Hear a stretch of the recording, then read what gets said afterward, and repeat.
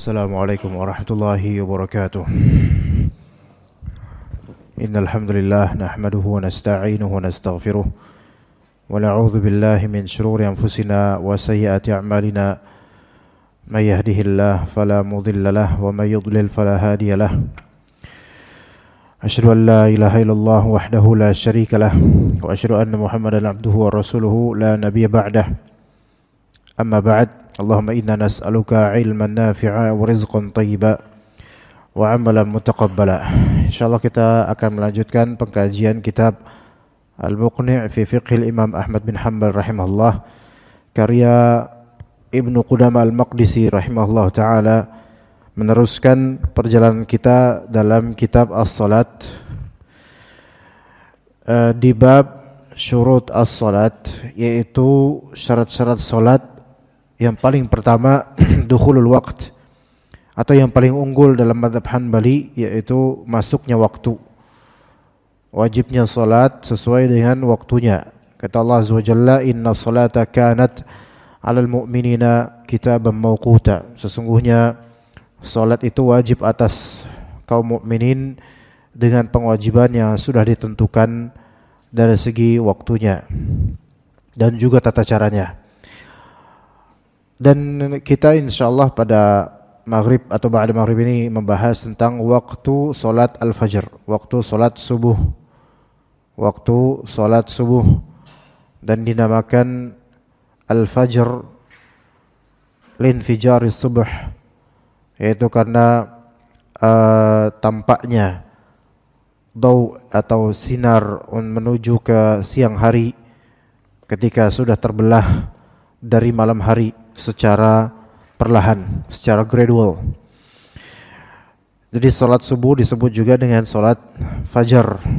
Dan kita mempelajari ini insyaallah waktu salat subuh atau salat al-fajr yang disebutkan oleh Al-Imam Ibnu Qudamah rahimahullah di kitab Al-Muqni'. Beliau kemudian mengatakan, wa awwalu waqtiha min tulu'il fajri tsani ila tulu'i syams wa waqtuha atau wa waqtiha, atau bisa juga dikatakan wa awwalu waqtiha. Awal waktu salat subuh itu ketika munculnya fajar kedua dan berakhir sampai tulu' asy-syams, itu terbitnya matahari. Maka ada istilah di sini al-fajr ats-tsani, fajar yang kedua. Maka ada dua kali fajar. Fajar yang pertama fajar al-awwal, yaitu fajar kadzib namanya. Dan fajar yang kedua disebut fajar shadiq. Disebut fajar shadiq li'annahu sadaqaka 'anis subh, kata Ibnu Muflih. Disebut fajar shadiq karena soal dia mengabarkan dengan benar tentang masuknya waktu subuh. Maka disebut shadiq. Adapun disebut fajar kadzib karena tidak menginfokan dengan benar, seolah-olah itu waktu subuh, bukan, belum masuk waktu subuh. Ya, Nabi SAW dalam hadis juga menyebutkan dua fajar ini. Yang satu fajar diharamkan salat subuh padanya dan dibolehkan makan. Fajar kedua diharamkan makan dan dibolehkan salat subuh. Maksudnya diharamkan makan bagi yang berpuasa. Maka ini fajar kedua. Nah, itu awal waktunya. Sampai kapan waktu salat subuh itu? Sampai ila tulu'i syams, sampai tulu' asy-syams, yaitu munculnya matahari. Nabi SAW menyebutkan waktul fajri ma lam tatlu'is syams. Waktu subuh itu selama belum muncul matahari.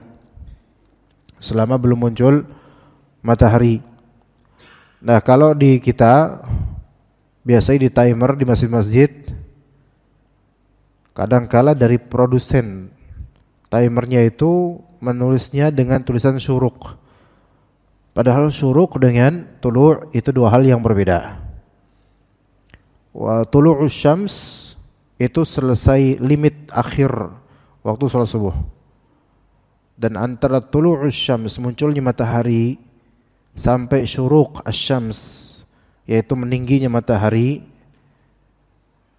itu ada jeda 10 sampai 15 menit, dan itu termasuk waktu dilarangnya sholat. Waktu dilarangnya sholat. Maka kadang-kadang sebagian timer di beberapa masjid infonya misleading. Infonya itu mengarahkan ke yang tidak tepat. Misal kalau sekarang ada nggak di sini syuruknya di sini sekarang terbit matahari jam berapa sekarang? Mungkin jam 5:50 misalnya. Itu terbit matahari. Berarti 5:50 sudah selesai waktu subuh. Nah, jeda antara 5:50 sampai jam 6 atau jam 6 lewat sekian, itu jeda itu dilarang atau dimakruhkannya sholat, maksudnya sholat mutlak. Maka tidak ada sholat syuruk ketika itu. Tidak ada sholat syuruk ketika itu, karena yang disebut sholat syuruk ketika sudah matahari agak meninggi sedikit, 10 atau 15 menit setelah terbitnya matahari. Begitu, jadi jangan sampai salah. Ya, diperkirakan aja. Itu bedakan antara tulu' dengan syuruk. Nah, Nabi SAW memberikan batasan waktu sholat subuh selama belum terbit matahari. Jadi terbit matahari itu suatu istilah, terbit tulu' asy-syams, terbit matahari, menandakan selesai waktu subuh. Dan selesai waktu subuh, dan waktu subuh itu walaupun sebelum terbit matahari sudah ada agak terangan dikit, maka ini masih dalam waktu subuh. Jadi parameternya bukan masalah kita ngeliat agak terang atau gimana. Kadang-kadang agak kelihatan agak terang, tetapi ketika memang itu belum waktunya terbitnya matahari, maka masih tetap dalam waktu sholat subuh. Bagi yang belum, segera sholat. Oke. Taib, kemudian kata Ibnu Qudamah rahimahullah di Al-Muqni' wa ta'jiluha afdal, menyegerakan sholat subuh di awal waktu itu afdal. Ya, menyegerakan waktu di sholat subuh jika yakin atau prasangkanya kuat sudah masuk waktu subuh, maka menyegerakannya afdal. Ini nanti akan ada pembahasan lebih lanjut tentang masalah keafdalan ini, karena waktu subuh itu ada ghalas, ada isfar. Ada ghalas, ada isfar namanya. Ghalas itu berarti dia masih di kondisi gelap, pekat karena awal waktu. Adapun isfar yaitu kondisi ketika sudah agak bisa melihat satu sama lain tanpa lampu. Ya. Maka ulama mereka melihat dalil-dalil dari hadis mengenai bagaimana tata cara salat Rasulullah SAW di salat subuh bersama para jemaah, yaitu para sahabat radhiyallahu anhum. Apakah mereka salat berjamaah di awal waktu subuh atau menjelang akhir atau bagaimana? Maka di sini ada beberapa dalil dan riwayat yang masyhur sekali, yaitu riwayat Aisyah radhiyallahu anha. Kunna nisa'ul mu'minati yashhadna ma'a Rasulillah sallallahu alaihi wasallam salat al-fajri. kami para sahabiat, para perempuan, para ummahat, para ibu-ibu mukminat itu menyaksikan solat, yaitu maksudnya ikutan solat bersama Rasulullah SAW di solat subuh. Ya, ketika itu ini menunjukkan bahwasanya diperbolehkan bagi perempuan untuk sholat berjamaah ke masjid selama tidak mengundang fitnah, satu syaratnya, dan dua, diizinkan oleh suaminya. Ya, selama tidak mengundang fitnah, dan yang kedua diizinkan oleh suaminya, dan yang ketiga kewajiban di rumahnya tidak terlalaikan dengan sholat berjamaah. Jadi syarat dibolehkannya perempuan untuk sholat berjamaah ke masjid, yaitu yang pertama apa? Tidak menimbulkan fitnah. Artinya kalau misalnya perempuan ternyata mengundang fitnah karena mungkin cantiknya atau banyak yang menginginkannya atau bagaimana, maka walaupun diizinkan oleh suami atau diizinkan atau biasa melenggang gitu aja, maka sebaiknya tidak di masjid karena mengundang fitnah. Kemudian yang kedua, diizinkan oleh suami jika ia punya suami. Diizinkan oleh suami jika ia punya suami. Kalau suami tidak mengizinkan, maka tidak boleh. Namun Rasulullah SAW mengatakan, la tamna'u ima'akum anil masajid. Janganlah kalian la tamna'u ima'allahi anil masajid. Atau kama qala Rasulullah SAW. Janganlah kalian mencegah hamba-hamba Allah Ta'ala, yaitu hamba-hamba dari kalangan perempuan, ya, hamba-hamba Allah dari kalangan perempuan untuk ke masjid. Jangan cegah. Kalau minta izin ke masjid, maka biarkan. Tapi diperbolehkan juga misalnya suami mencegah. Kalau suami mencegah karena mungkin ada pandangan maslahat madarat atau suami membutuhkannya untuk pekerjaan di rumah, maka lebih wajib untuk taat pada suami. Itu syarat kedua, diizinkan oleh suami jika memiliki suami. Dan syarat yang ketiga, salat berjamaah di masjid tidak melalaikannya dari kewajiban yang ada di rumahnya. Seandainya kewajiban di rumahnya terlalaikan, maka tidak boleh untuk melakukan salat berjamaah di masjid. Ya begitu. Wallahu a'lam. Taib, jadi para sahabiat dahulu kala terutama di salat subuh mereka berjamaah di masjid. Ya, jadi boleh dengan syarat yang tadi. Dalam keadaan mutalaffi'atin bimurutihin. Dalam keadaan para ummahat ini mereka mengenakan murut, yaitu kain selendang yang besar. Mutalaffi'atin bimurutihin. Ini menunjukkan bahwasanya perempuan yang menjaga kehormatannya, muruahnya itu adalah yang berpakaian lebih lebar, ya, sehingga auratnya tidak nampak atau auratnya tidak mengecap atau tidak membentuk lekuk tubuhnya. Kemudian thumma yanqalibna ila buyutihinna hatta yaqdina as-salata ma ya'rifuhunna ahadun minal ghalas. Kemudian setelah selesai menunaikan salat, maka para ummahat ini mereka bergegas kembali ke rumah mereka dalam keadaan tidak ada seorang pun yang mengenal mereka karena gelapnya waktu ketika itu, gelapnya itu ghalas. Di sini juga ada faedah bahwasanya walaupun para perempuan ini salat di masjid dan ada syariat salat syuruk yang pahalanya seperti haji atau umrah, namun lebih afdal bagi perempuan untuk setelah salat subuh pulang ke rumah. Bukan lebih afdal tetap di masjid sampai syuruk, bukan. Kalau melakukan itu boleh dan insya Allah dapat pahala. Tapi ada pahala yang lebih besar kalau dia pulang ke rumah, sebagaimana itulah yang dilakukan oleh para istri Rasulullah SAW. Gitu, ya.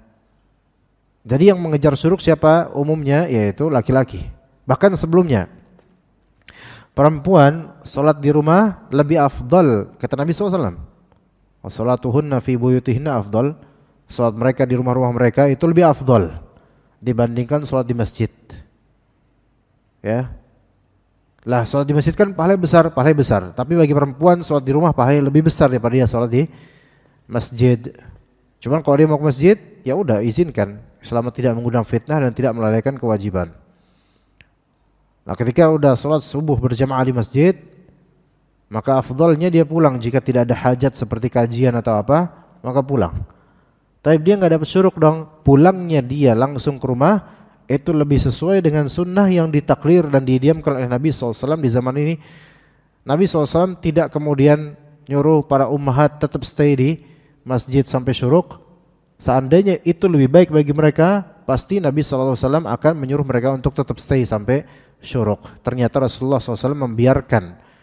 Maka pembiaran ini masuk dalam namanya sunnah takririyah, yaitu suatu sunnah jalannya Nabi SAW dengan pendiaman, ditetapkan dengan mendiamkan sesuatu yang seandainya itu munkar atau kurang baik, tentulah Rasulullah SAW akan menjelaskan. Tapi Rasulullah enggak, bahkan ini yaitu sebagainya istri-istri Nabi, Rasulullah SAW membiarkan mereka untuk pulang ke rumah langsung. Dan pulang ke rumah langsung itu setelah subuh, yaitu kata Aisyah, lam ma ya'rifuhunna ahadun minal ghalas. Itu tidak seorang pun yang melihat kita karena masih sangat gelap ketika itu. Ini ada faedah di sini. Faedah pertama, betapa para perempuan ketika itu sangat menjaga diri mereka sehingga tidak mau show off ke laki-laki.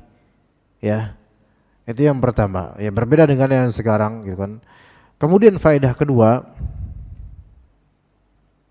inilah yang menunjukkan lebih afdal salat subuh di awal waktu. Lebih afdal salat subuh di awal waktu jika sudah masuk waktunya secara yakin atau persangkaan kuat, maka lebih afdal di awal waktu. Tidak ditunda sampai agak terangan dikit enggak. Itu yang lebih afdal. Namun bagaimana kalau misalnya timer di Masjid Muhsinin sampai 15 menit, maka itu kebijakan, gak masalah. Gak masalah, masih termasuk insyaAllah awal waktu walaupun agak menuju pertengahan, tapi gak masalah insyaAllah. Gak masalah. Karena ketika kita sholat di Masjid Muhsinin misalnya dengan timer berapa menit ya? Berapa menit kalau misalnya subuh sini? 20 dah. Oh 20 Masya Allah. Ya, tetap gelap. Tetap gelap. Ya belum agak terang belum, tetap gelap. Dan itu membantu juga untuk kaum muslimin di sini supaya mereka bisa sholat dan mendapatkan takbiratul ihram imam, atau mendapatkan rakaat pertama, atau enggak masbuk, atau mendapatkan sholat subuh secara utuh. Alhamdulillah, kalau di beberapa masjid sekitar itu ada yang udah antar adzan qomat itu cuman mungkin enggak nyampe 5 menit deh kayaknya. Atau 5 menit. Itu pun setelah azan baru 1 menit silent, tiba-tiba menit kedua langsung toa masjid digunakan untuk zikir si marbot. Itu yang mau sholat qobliyah itu kayak diburu. Ya kayak diburu. Jadi dia sholat, marbotnya sendiri teriak-teriak. Dan ajaibnya marbotnya yang jadi bilalnya ini habis azan bukannya sholat qobliyah duduk. Duduk pun diem. Doa enggak, sholat qobliyah enggak, duduk. Terus udah mulai 1 menit, langsung kemudian pakai mikrofon lagi dan tasbih apa gitu, salawat dan seterusnya. Kadang dengan cepat kayak lagi dikejar-kejar, itu yang sholat terganggu. Kualitas sholat jemaah pada rusak kualitasnya gara-gara nih orang nih. Karena apa? Gak punya ilmu. Berpuluh tahun masjid didirikan gak ada ilmunya. Ustadz-ustadz yang undang cuman buat apa? Ya cuman hal-hal yang dari dulu sampai sekarang itu aja. Udah. Untuk membahagiakan, menggembirakan jemaah dan masyarakat, bukan untuk mencerdaskan. Ilmu ini bukan untuk menyenangkan selera manusia, melainkan untuk mencerdaskan agar we know how to do it. Kita tahu gimana harusnya kita melakukan dan memperformakan ibadah ini. Bukan supaya kita senang. Senang itu di surga nanti insyaallah kalau Allah Ta'ala ganjari kita dan ridhoi kita. Tapi inilah impactnya dari apa? Kejahilan yang dipelihara. Kajian ada tapi lebih banyak wiritannya. Edukasinya enggak banyak. Sehingga orang lebih bisa nyanyi dibandingkan apa? Berilmu. Lebih bisa selawat dengan nyanyian dibandingkan beramal yang benar. Itu impactnya seperti itu. Edukasi kurang, kualitasnya kurang, nadanya yang dibagusin. Padahal kita itu di alam kubur nanti enggak disuruh nyanyi. Nggak disuruh bernada. Kita ditanya man rabbuk, siapa Tuhanmu? Berarti harus bertauhid dengan benar. Man nabiyuk, siapa nabimu? Berarti harus ikut dengan sunnah Nabi. Ma dinuk, apa agamamu? Berarti harus sesuai dengan dalil yang ada di agama kita. Lah terus gimana nanti jawabnya kalau misalnya cuma bisa pinter nyanyi doang? Ya begitu. Ya makanya rusak banyak salat sebagian dari jemaah di sebagian masjid atau musholla. Baru 1 menit, baru Allahu Akbar takbiratul ihram qabliyah subuh supaya dapat lebih baik daripada dunia seisinya. Si marbot ngacoin salatnya. Sing marbot sendiri enggak salat qabliyah, enggak doa, enggak zikir, giran zikir harus pakai toa. Emang enggak bisa zikir sendiri gitu? Subhanallah, inilah ketika ilmu itu dikalahkan dengan tradisi dan kebiasaan. Makanya agama ini kalau pakai logika dan pakai kebiasaan akan ada jutaan madhab karena setiap dari logika, setiap kepala itu berbeda satu dengan lainnya.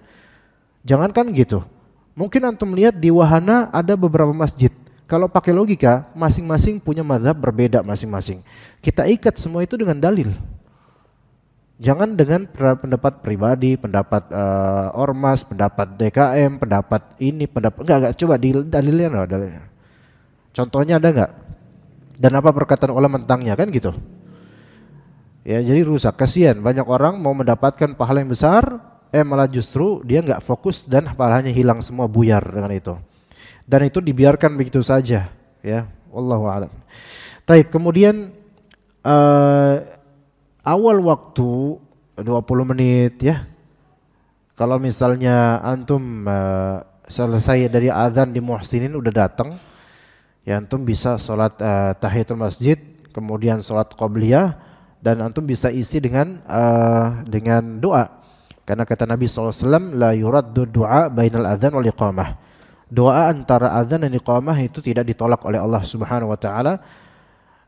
Sebenarnya pada daily life kita, di kehidupan sehari-hari kita itu telah difasilitasi dengan waktu-waktu mustajab. Setiap hari, every day. Jadi ada waktu mustajab doa, ada tempat mustajab doa. Tentu tempat mustajab doa ya misalnya di rumah Allah, di padang Arafah, bukan di kuburan. Ya, orang malah ke kuburan buat doa, minta-minta sama mayit atau minta sama Allah tapi versi lewat kuburan. Kalau mendoakan mayit supaya dapat rahmat, minta sama Allah, itu boleh, itu sunnah. Tapi ini doa macam-macam supaya dagangan laris lah, ini kan enggak benar. Giliran di masjid enggak khusyuk, di kuburan keramat khusyuk. Kebalik. Jadi tempat dikabulkan, tempat yang mustajab ya, seperti padang Arafah terutama, dan lebih banyak lagi yaitu waktu mustajab. Karena namanya tempat ya, enggak semua orang mendapatkan tempat seperti padang Arafah. Tapi insya Allah semua dari kita mendapatkan waktu di setiap hari. Sepertiga malam terakhir kita bangun, itu sudah waktu mustajab doa, yang Allah Ta'ala melihat siapa hamba-hamba yang berdoa minta padaku, beristighfar kepadaku, dan seterusnya. Kemudian ketika azan dan ba'da azan itu waktu mustajabnya doa. Kemudian antara azan dan iqamah waktu mustajabnya doa. Kemudian di salat qabliyahnya dia, di salat tahiyatul masjidnya dia, dan di salat fardunya dia, itu di sujudnya, itu adalah momentum mustajabnya doa. Kemudian sebelum dia salam, itu juga momentum mustajabnya doa. Subhanallah, itu baru pagi loh itu. Udah berapa banyak fasilitas waktu yang Allah Ta'ala sediakan supaya kita berdoa dan mustajab insyaAllah selama kita tidak memakan harta haram atau berpakaian haram dan seterusnya. Nanti ada waktu-waktu lainnya, zuhur dan seterusnya ya. Taib, kemudian wa ta'jiluha afdal, mengawalinya lebih afdal, dan dikatakan dalam hadis Abu Mas'ud Al-Ansari, anna an-nabiy sallallahu alaihi wasallam ghallasa bis-subhi thumma asfar thumma lam ya'ud ila al-isfar hatta mat. Nabi sallallahu alaihi wasallam melakukan memperformakan salat subuh secara taglis, yaitu di awal waktu masih gelap. Thumma asfara, kemudian beliau pernah melakukan salat subuh berjamaah ketika terjadi isfar, yaitu ketika udah mulai agak terangan dikit, tapi masih waktu subuh. thumma lam ya'ud ilal isfar hatta mata. Kemudian setelah itu hanya sejenak aja, berapa waktu gitu. Akhirnya beliau kembali ke track awal, yaitu salat subuh lebih di awal waktu. Ya, maka ini yang menunjukkan kata para ulama lebih afdal, dan ini hadis riwayat Abu Dawud. Ini kata para ulama lebih afdal, yaitu taghsil, atau dia disebutkan oleh Aisyah radhiyallahu anha, taghsil bukan taghsil, taghlis, yaitu disebut oleh Aisyah radhiyallahu anha al-ghulas, yaitu di awal waktu ketika masih gelap. Kemudian kata Ibnu Qudamah rahimahullah, wa anhu, dan ada riwayat dari Imam Ahmad dari segi takhrij madhab, in asfaral ma'mumun fal afdalu al-isfar. Ini pendapat kedua, yang ini pendapat kedua ini, jika para makmum isfar, para makmum itu lebih condong pada umumnya baru datang untuk sholat subuh ketika udah mulai agak terang, isfar, fal afdal al isfar, maka lebih afdal yaitu pada waktu isfar. Ya, example aja nih, contoh aja. Kita jam berapa? Jam 4 lewat 40, jam 4 lewat 36 kalau salah, apa jam berapa? 36 dah. Jam 4 lewat 36 kalau nggak salah. Subuh sekarang jam 4 lewat 36 atau sekitar itu. Oke, kemudian selesai waktu subuh jam 5 lewat 50. Taib. Anggaplah misalnya jam 5 lewat 15 atau sekitar itu, atau setelah itu waktu isfar. Anggap aja gitu, anggap waktu isfar, karena udah agak sedikit kok agak terang sedikit sehingga bisa saling lihat. Itu anggap waktu isfar. Maka bagi pendapat kedua ini, yaitu kalau jemaah di wahana ini atau area muhsinin, mereka punya kebiasaan ya, yaitu baru jam 5.15 baru pada ngumpul. Andai kata nggak ada timer nih, andai kata kita masih di zaman puluhan tahun lalu atau ratusan tahun lalu, nggak ada timer. Kalau udah timer kita udah tahu lah.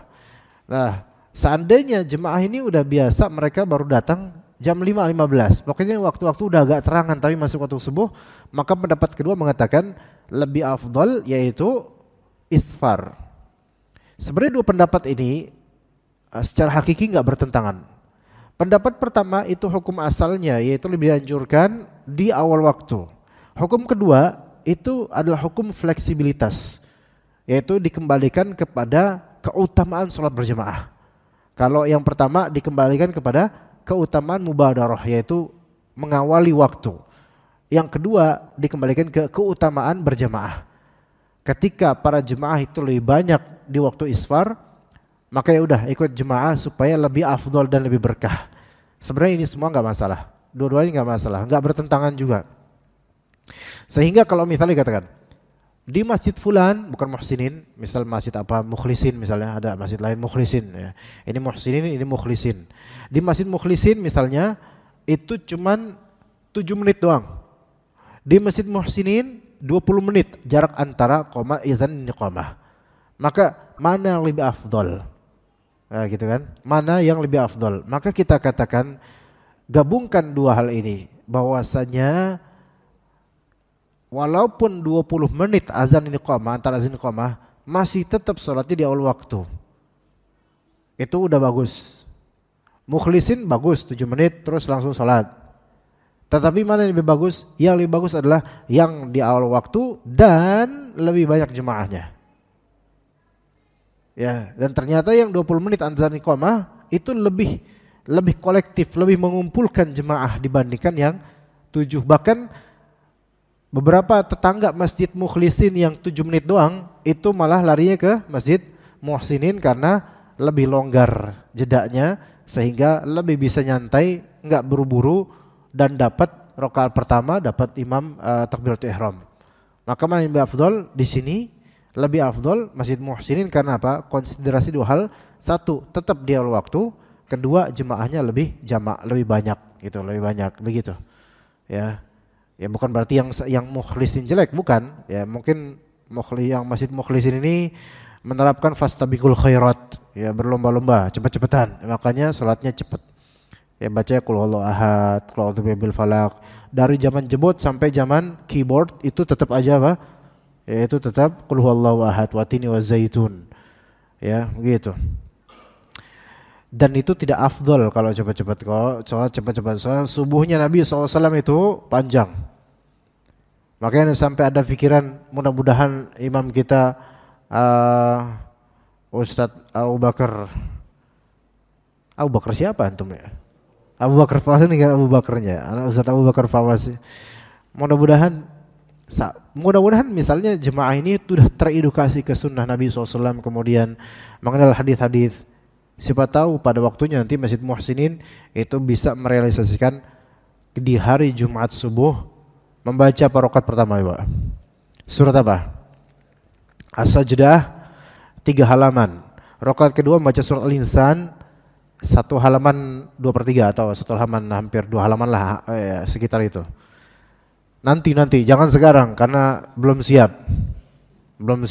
Ntar banyak yang batuk minum mixagrip gitu. Ya, nanti banyak yang batuk ya nanti takutnya. Ya. Jadi mudah-mudahan nanti ketika masyarakat sudah diedukasi lebih menuju ke sunnah, ya nanti udah siap Jumat. Wah, masya Allah kok bisa-bisa ya karena harus diedukasi di perlahan-lahan. Nanti lama-lama ngerti. Sebenarnya pun di sini kan subuh aja biasanya Ustadz Fawaz dan juga lupa nih Abu Ridho aja Pak. Kalau Abu Ridho Romaira mana Bu Abu Ridho? Siapa? Azhar, masya Allah ya lupa, masya Allah. Kebanyakan pikiran ikhwan jadi lupa. Misalnya kan biasanya antum rakaat pertama 1 halaman, kadang rakaat kedua setengah, kadang hampir 1 halaman. Itu sebenarnya udah pendidikan yang bagus untuk jemaah. Iya. Kalau antum terapkan misalnya ini di beberapa masjid di sekitar ini, itu insya Allah yang nggak tahu insya Allah apa yang terjadi setelahnya. Tapi kalau udah jadi pembiasaan, jemaah bahkan sampai 3 shaf, bahkan kadang sampai hampir 4 shaf itu mereka nggak ada yang batuk, nggak ada yang kemudian protes, nggak ada yang mengeluh, itu sebenarnya udah sangat masya Allah bagus. Ya siapa tahu pada waktunya nanti mungkin berapa tahun ke depan Masjid Muhsinin subuhnya sampai full, bukan hanya bulan Ramadan. Enggak? Bisa nggak kira-kira? Insya Allah bisa. Yang nggak ke masjid pada ke masjid dapat hidayah. Ya gitu. Sampai full subuhnya, kemudian sholat Jumat hari Jumat subuhnya bisa As-Sajdah dan Al-Insan. Wah itu masya Allah itu. Mudah-mudahan pahalanya banyak bagi teman-teman DKM dan juga jemaah dan juga imam-imamnya. Masya Allah. Kalau bisa seperti itu, ini berarti menghidupkan sunnah, alhamdulillah. Ya tapi nggak bisa terburu-buru ya, karena kita harus diedukasi dulu ya. Kita harus mengedukasi dan diedukasikan. Taib al-afdal. Jadi kalau misalnya makmum mereka baru datang ketika mungkin waktu isfar udah agak terang, maka tidak apa-apa. Yang seperti ini tidak apa-apa bagi sebagian ulama mengikuti salah satu pendapat dari Imam Madhab. Ya ala kulli hal. Jadi pendapat kedua ini lebih memperhatikan keadaan para makmum. Hanya saja wallahu alam usahakan didiklah para makmum untuk bisa lebih awal ke masjid. Takutnya nanti bermudah-mudah. Taib, kemudian dikatakan oleh Ibnu Qudamah, wa man adraka takbiratul ihrami min salatin fi waqtiha faqad adrakaha. Taib, sebelum Anda terjemahkan ini, ada permasalahan.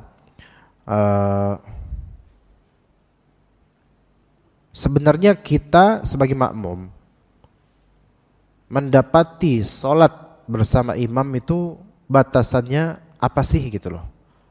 Batasannya apa sih? Maksudnya begini kawan. Sebagian ulama mengatakan kalau antum dapetin imam dan para makmum itu sudah tasyahud akhir, ya, maka antum nggak apa-apa, nggak ikutan. Antum mungkin sholat sendiri atau mungkin antum buat jemaah baru jika masjid itu diperbolehkan untuk ada sholat berjamaah lainnya. Ada sebagian ulama mengatakan seperti itu. Kenapa begitu? Karena ketika antum mendapatkan imam sudah tasyahud akhir, artinya antum nggak mendapatkan sholatnya imam, gitu loh. antum nggak mendapatkan sholatnya imam. Sehingga kalau imam ini rakaat terakhir 4 rakaat, maka antum kalau masuk ke dalam jemaah nanti antum diri 4 rakaat juga. Jadi kayak tadi nggak ada soal, kayak seolah-olah nggak ada gitu. Ya. Ada berpendapat seperti itu. Kemudian juga ada kasus begini. Misal antum lupa kalau hari ini hari Jumat. Di waktu zuhur antum masih ada kelayapan di luar. Orang pada mau sholat Jumat, antum kira bukan hari Jumat, makanya antum pas naik motor ngira kok orang lagi pada soleh ya, kok banyak saya lihat orang pada pakai sejadah, kok itu ben ini Masya Allah. Saking gak kepikiran nih hari Jumat, atau saking jarangnya ke masjid jadinya apa? Mikir orang lagi pada soleh nih gitu. Padahal pada mau Jumatan, langsung ikutan terus naik motor. Ternyata Jumatan baru sadar, astagfirullahaladzim, pas ada suara qomat, Allahu Akbar loh. Kok qomat tuh ben, qomat zuhur digedein. Ternyata oh iya Jumatan, astagfirullah. Kemudian wudu, memakan waktu. Soal Jumat kan cuma 2 rakaat. Akhirnya terbirit-birit lari ke masjid. Nah pas di masjid dia sudah mendapatkan imam sujud di rakaat kedua. Gimana? Kira-kira pertanyaannya gimana coba? Apa pertanyaannya? Udah mendapatkan imam dan semua jemaah rakaat kedua sujud. Kira-kira pertanyaannya gimana? Apakah kalau antum ikutan salat nih, antum kemudian nanti pas imam dan makmum pada salam naik gak? Naik kan? Naik lagi kan? Berapa rakaat? Ayo. Bingung kan? Makanya ya, kenapa kok nggak tahu kalau ini hari Jumat? Biar nggak kayak gini, antum jadi ustadz, biar selalu diundang khutbah sehingga selalu aware dan sadar kalau ini hari Jumat. Makanya anda selalu tahu kalau ini hari Jumat. Atau antum jadi RKM, ya karena ngurus khotib dan ngurus masjid, pasti nggak bakal lupa itu. Taib, gimana kira-kira? Kalau ini happening dan terjadi, antum lagi safar atau antum lagi gimana? Siapa yang bisa jawab?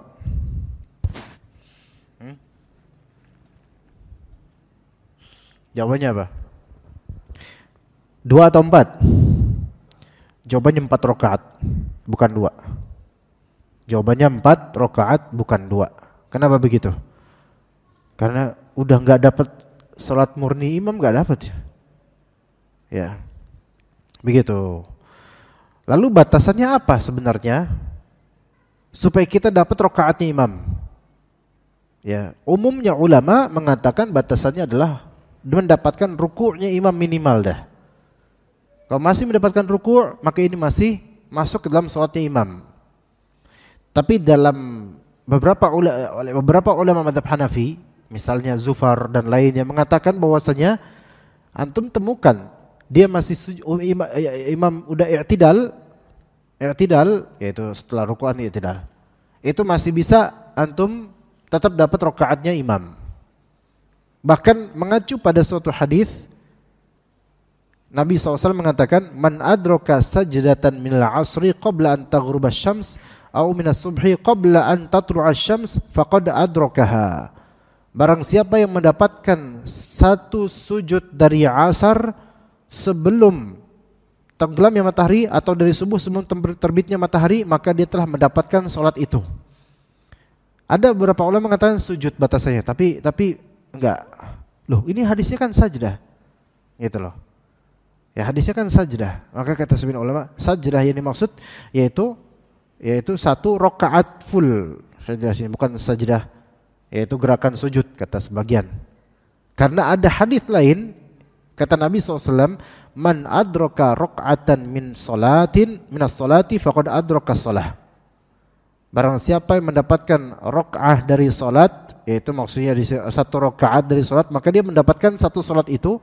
Dan diparameterkan oleh ulama bahwasanya ini maksudnya adalah mendapatkan minimal satu ruku' dari imam. Kalau imam belum sampai i'tidal, maka apa? Maka dia mendapatkan rakaat tersebut, adraka rakaatan. Bisa dipahami gak jemaah sekalian? Gini, antum misalnya tidur pas sholat pas khutbah Jumat. Nah ini sebenarnya banyak orang yang harus diedukasi juga nih.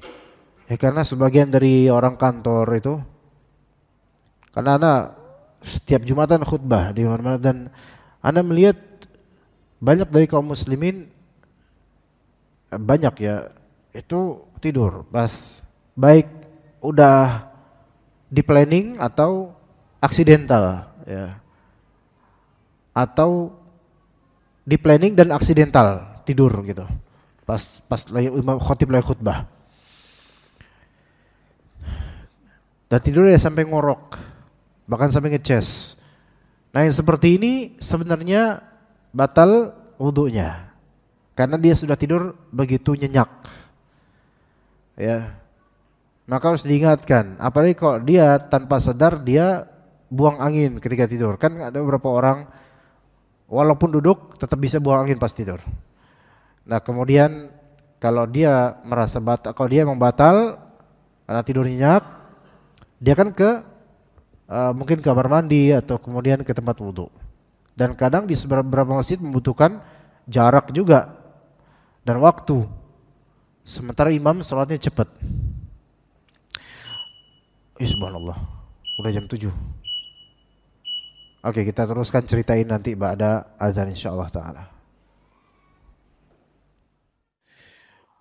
Oke, kembali yang ke tadi, kembali dari kamar mandi atau tempat wudhu, kemudian ke bersama jemaah sholat Jumat.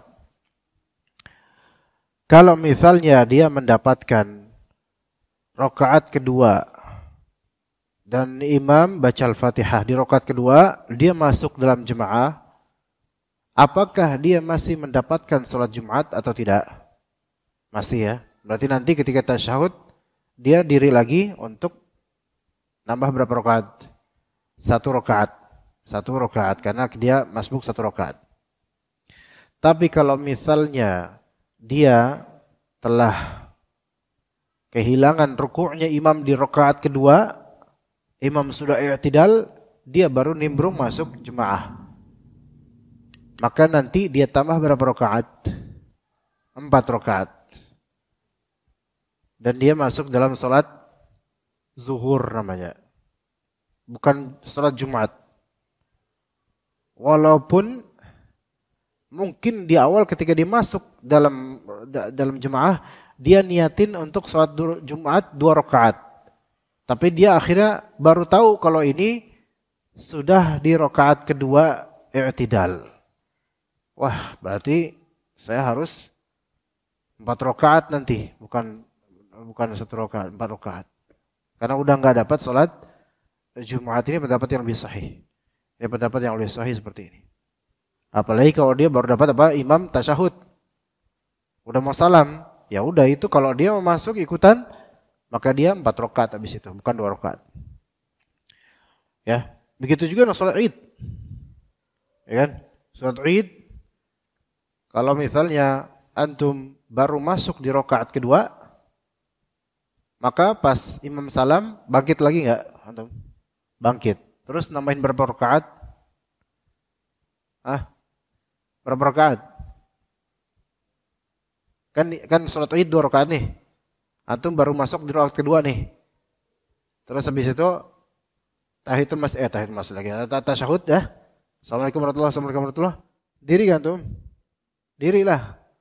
Antum diri sendiri dan semua orang pada duduk.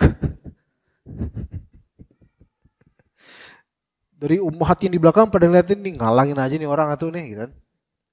Antum tambahin. Terus antum ini enggak takbir 5 kali enggak di rakaat kedua? Takbir 5 kali. Allahu Akbar, Allahu Akbar 5 kali. Gitu. Baca surat apa? Fadhal baca surat apa? Al-Fatihah terus baca apa? Terus dah selesai sampai selesai. Kalau misalnya antum dapatnya imam sudah di rakaat kedua dan i'tidal apalagi sujud,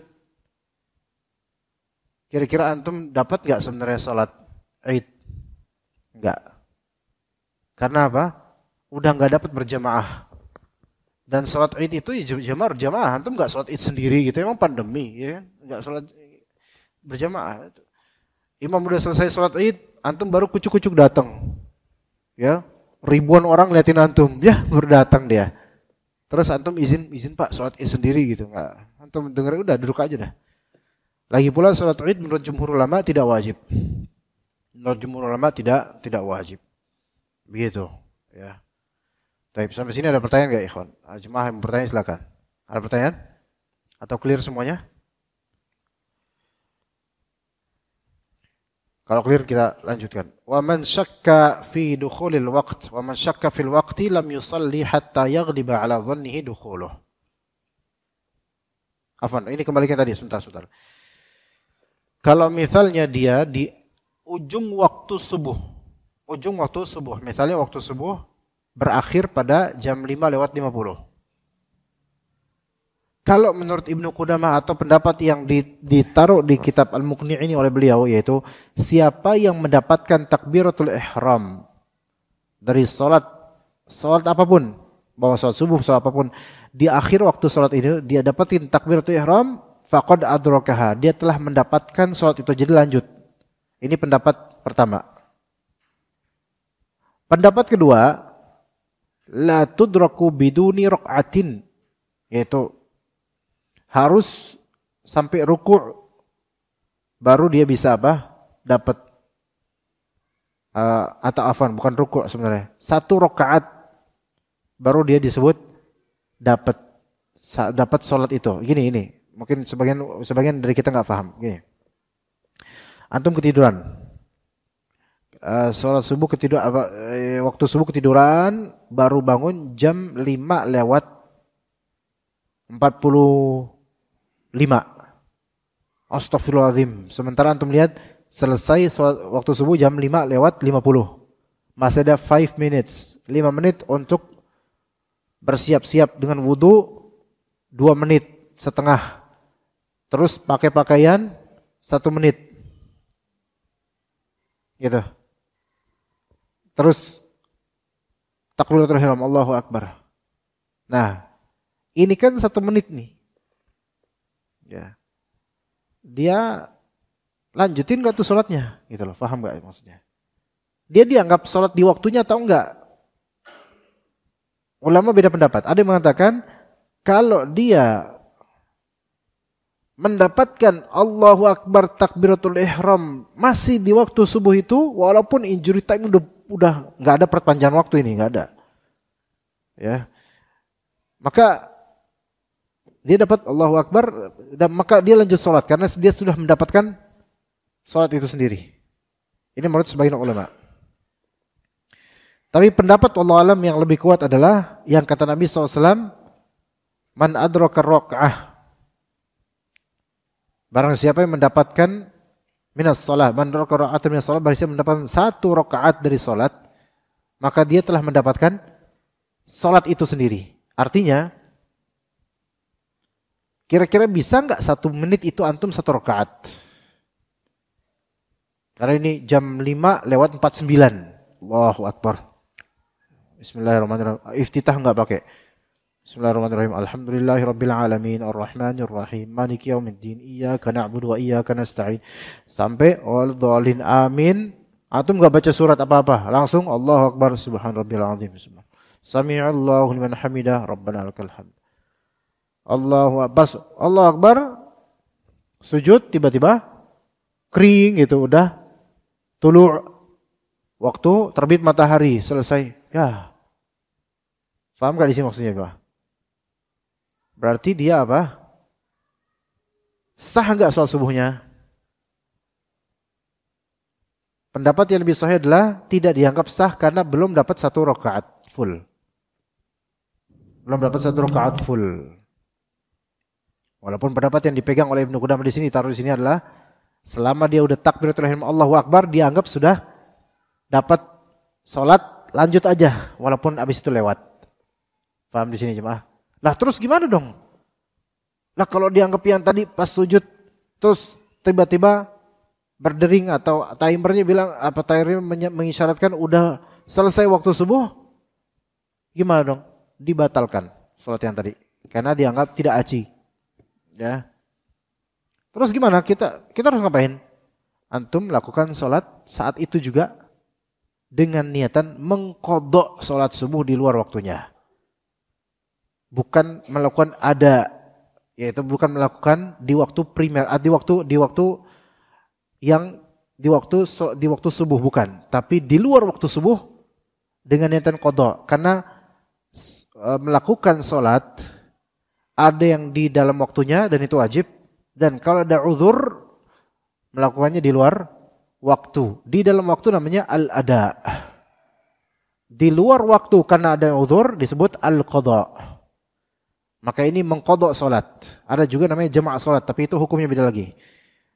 Maka kalau udah lewat waktunya, maka ya udah lakukan di waktu berikutnya yang bukan waktu salat itu, maka niatan qadha salat subuh 2 rakaat. Dan juga salat-salat lain. Begitu. Ya. Tapi kalau antum sudah mendapatkan 1 rakaat saja, yang kata Nabi tadi, barang siapa yang mendapatkan 1 rakaat dalam salat, maka faqad adraka shalah, dia mendapatkan salat itu. Lanjut. Contoh, misal antum pulang kerja asar. Antum di bis lama ini dan seterusnya, akhirnya baru bisa salat di rumah. Dan itu waktu masih berapa menit dan antum dapat Allahu Akbar di akhir waktu banget menjelang azan maghrib. Allahu Akbar, sami Allahu liman hamidah, Allahu Akbar ya. Nah, sujud kedua, antum bangkit berdiri, selesai 1 rakaat, rakaat kedua, baru kemudian Syekh Ansor kemudian azan. Allahu Akbar, alhamdulillah. Bukan alhamdulillah karena membuka, bukan, alhamdulillah. Ini alhamdulillah antum terusin aja tuh salat asarnya 3 rakaat terus. Karena apa? Antum telah mendapatkan 1 rakaat, maka berarti telah mendapatkan salat asar itu, maka lanjut, jangan dibatalin, lanjut. Itu maksudnya seperti itu. Ya, wallahu a'lam. Ada soalan enggak di sini, ikhwan, tentang masalah seperti ini? Atau jelas? Ayo Pak Fajar. Assalamualaikum. Izin bertanya, kalau misalkan waktu subuh itu qadarullah kita ketiduran gitu Ustaz. Dan waktunya sudah, kalau mau jamaah masjid udah lewat jauh gitu Ustaz. Kalau apa? Kalau mau jamaah ke masjid udah kelewat jauh waktunya. Nah, itu afdalnya apakah tetap kita salat ke masjid tapi resikonya salat sendiri atau salat jamaah dengan istri di rumah misalkan seperti itu Ustaz? Salat jamaah sama istri. Salat jamaah sama istri. Karena di sini lebih afdolnya dia berjamaahnya bukan di masjidnya. Kecuali kalau antum tahu di masjid masih ada jemaah yang nungguin antum karena enggak ngeliat antum mana, maka nungguin antum. Dan ternyata antum pemateri kajian ba'da subuh belum datang, ditungguin sama jemaahnya. Maka kalau misalnya antum tahu di masjid enggak ada orang udah, maka antum di rumah sama istri berjamaah.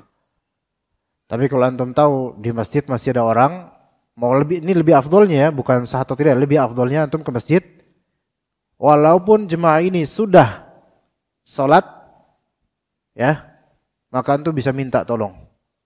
Minta tolong apa Fajar? Minta tolong disolatin. Bukan minta tolong sholat bareng. Pak, anak belum sholat Pak. Terus kenapa? Anak udah sholat kata jemaah yang lain. Jemaah lagi yang mana? Boleh nggak itu? Boleh. Ini juga jemaah perlu paham nih. Ke teman-teman yang lain nanti sebarin juga ilmu ini.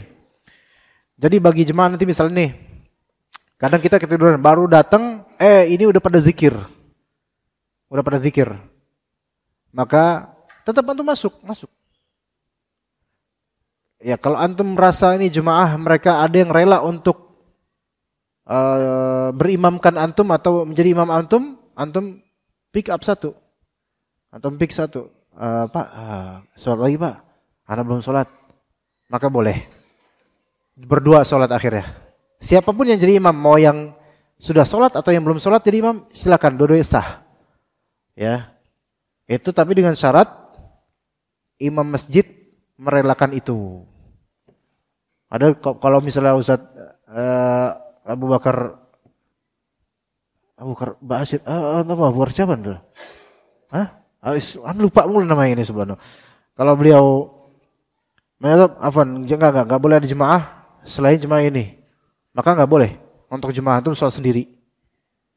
Tapi kalau beliau ngeliatin doang, kayak biasa ngeliatin doang emang enggak bakal ngapa-ngapain, maka ya silakan. Seperti itu boleh seperti itu. Ya. Berdua, yang satu udah sholat tadi, sholat lagi. Ini sebagai sedekah yang kata Nabi SAW. Di sholat subuh juga Nabi SAW itu juga melihat ada anda lupa di sholat subuh atau sholat lainnya. Nabi SAW melihat ada jemaah yang baru datang dan belum sholat, sempat sholat, maka dia celingak gitu. Ya, gini, udah pada selesai sholatnya. Maka kata Nabi SAW, siapa yang bersedekah buat dia? Yaitu sedekah menjadi imam atau menjadi makmumnya. Sehingga dia mendapatkan apa? Pahala sholat berjamaah gitu. Maka boleh. Tapi kalau antum pandang, ini udah larut, ini udah pada pulang, ini mah udah gelap masjid, maka ya udah antum sholat di rumah bersama istri dan anak. Begitu Pak Fajar ya. Taib. Sallallahu ala nabiyina Muhammad wa ala alihi wa sahbihi ajma'in. Subhanakallahumma bihamdika asyhadu an la ilaha illa anta astaghfiruka wa atubu ilaik. Wassalamualaikum warahmatullahi wabarakatuh.